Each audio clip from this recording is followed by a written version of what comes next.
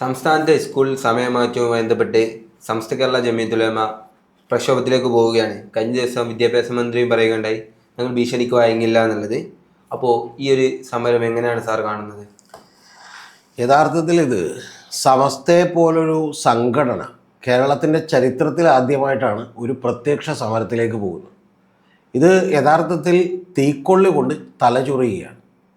ഇതിൻ്റെ പ്രശ്നം എന്താണെന്ന് വെച്ചാൽ ഞാനത് വിശദമായി തന്നെ പറയാം. അതായത് ഇപ്പോൾ ഹൈക്കോടതിയിൽ ഒരു ഓർഡർ ഉണ്ടായിരുന്നു ഗവൺമെൻറ്റിൽ 220 പ്രവൃത്തി ദിവസങ്ങൾ വേണം എന്നുള്ളതാണ്. അതായത് കൃത്യമായി പറഞ്ഞാൽ ഹൈസ്കൂളുകളിലും അതുപോലെ തന്നെ ഈ സ്കൂളുകളിലൊക്കെ തന്നെ 1100 മണിക്കൂർ ഈ പറയുന്ന സമയം അവർക്ക് വേണ്ടി ക്ലാസ് എടുക്കണമെന്നാണ്. അപ്പോൾ 1100 മണിക്കൂർ ക്ലാസ് എടുക്കണമെങ്കിൽ ഗവൺമെൻറ് മുമ്പിലുള്ളത് സമയം വർദ്ധിപ്പിക്കുക എന്നുള്ളതാണ്.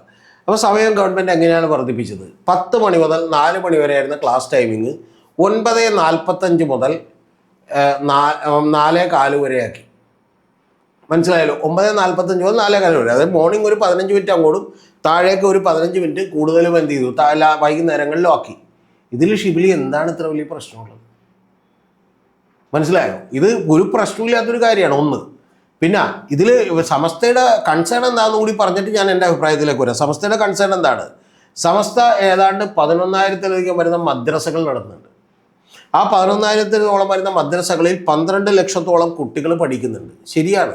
ആ 12 ലക്ഷത്തോളം വരുന്ന കുട്ടികൾക്ക് ഈ ക്ലാസ് ടൈമിങ് അവരുടെ ഈ മദ്രസ വിദ്യാഭ്യാസത്തിന് തടസ്സമാകും രാവിലെയുള്ള ക്ലാസ്സിനെന്നാണ് പറയണത്. എൻ്റെ പൊന്നു ഷിബിലി, ഒരു 15 മിനിറ്റിൻ്റെ കാര്യമുള്ളൂ. അത് മദ്രസകളും കൂടെ അഡ്ജസ്റ്റ് ചെയ്യണം. സമസ്ത അത് മനസ്സിലാക്കണം. ഇല്ലാതെ സമസ്ത ഇത്തരം ഒരു കാര്യവുമായിട്ട് പോയാൽ ഇനി ഗവൺമെൻറ് ഇത് അനുവദിച്ചു എന്ന് തന്നെ സമസ്തയുടെ ചില സജഷൻസ് കൂടിയുണ്ട്, അതുകൂടി കേൾക്കണം. അതെന്താണെന്നറിയാമോ? അതെന്താണെന്ന് വെച്ചിട്ടുണ്ടെങ്കിൽ 10 മണി മുതൽ 4:30 വരെ വെക്കാനാണ്.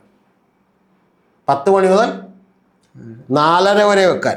പിന്നെ അല്ലെങ്കിൽ പ്രവൃത്തി ദിവസം കൂട്ടാമെന്ന്. ഏത്? ഫ്രൈഡേ അല്ലാതെ സാറ്റർഡേ കൂടി കൂട്ടാമെന്ന്. ഇതൊക്കെ ഗവൺമെൻറ് അംഗീകരിച്ചാൽ ഈ നാട്ടിൽ എന്തായിരിക്കും ഷിബിലി സംഭവിക്കുക?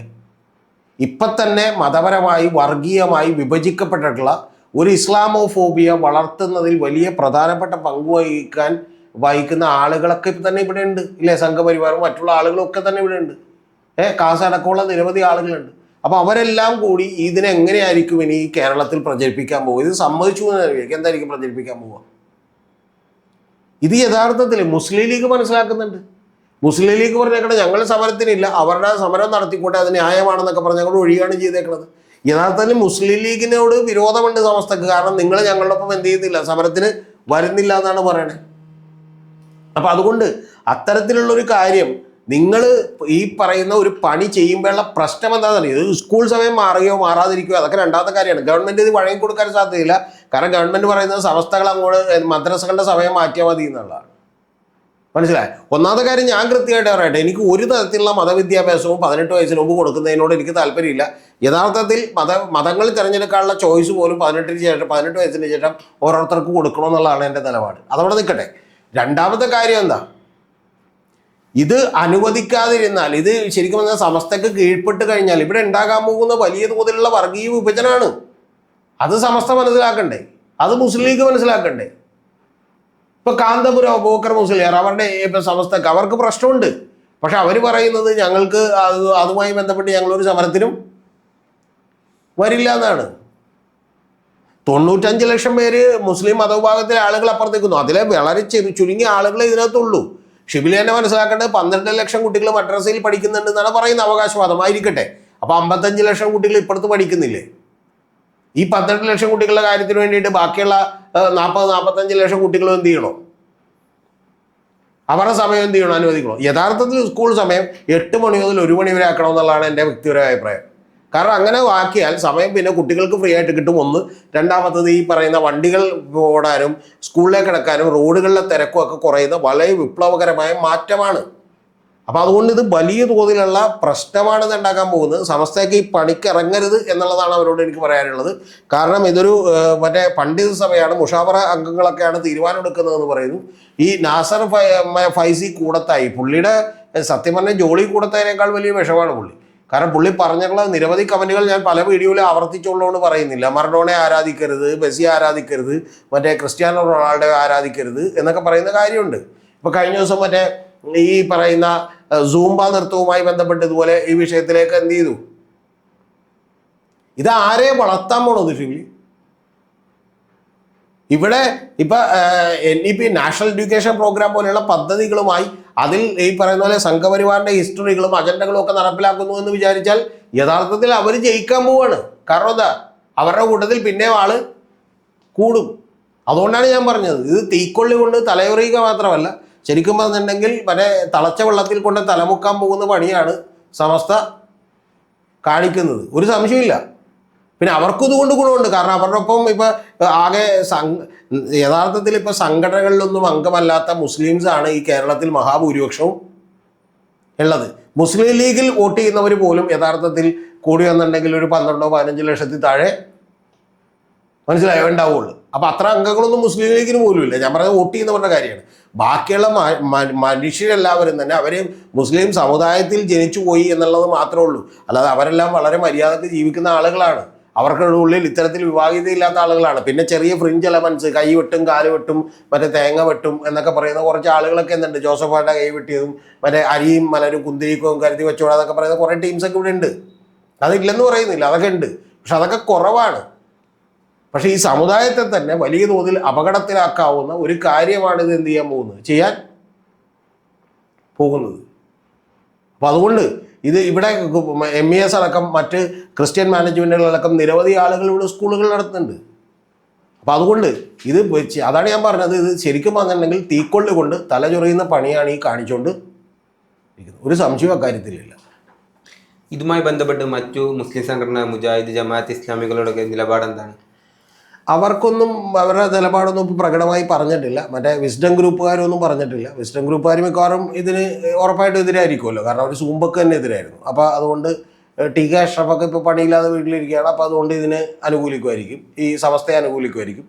പക്ഷേ ബാക്കിയുള്ള ആളുകളൊന്നും അനുകൂലിച്ചിട്ടില്ല. എനിക്ക് ഏറ്റവും സ്തുത്യർഹമായി തോന്നിയത് മുസ്ലിം ലീഗിൻ്റെ നിലപാടാണ്. മുസ്ലിം ലീഗ് വളരെ കൃത്യമായി കരുതലോടുകൂടിയാണ് നിലപാട് എടുത്തിട്ടുള്ളത്. അപ്പം ഇതിൽ മുജാഹിദീൻ്റെ അവർക്കൊക്കെ എന്ന് പറഞ്ഞാൽ ഏതാണ്ട് ആഴ്ചയിൽ ഒരു ദിവസം ഇത്തരത്തിലുള്ള വിദ്യാഭ്യാസമൊക്കെ ഉള്ളൂ. അപ്പോൾ അവരെയൊന്നും ഇത് വലുതായിട്ട് ബാധിക്കുന്നില്ല ഞാൻ മനസ്സിലാക്കുന്നിടത്തോളം. അപ്പോൾ അതുകൊണ്ട് അത്തരം മറ്റു ആളുകളൊന്നും ഇതിനെക്കുറിച്ച് അഭിപ്രായം പറഞ്ഞിട്ടില്ല. പക്ഷേ ഷിബിലി അറിയേണ്ടത് ഇതിൽ ഏറ്റവും പ്രധാനപ്പെട്ട കാര്യം, ഇപ്പം നമ്മൾ ഈ വിസ്ഡം ഗ്രൂപ്പ് എന്നൊക്കെ പറഞ്ഞാൽ ആകെ ഒരു 14-11 പേരായിട്ട് അതിനകത്ത് ഉള്ളൂ.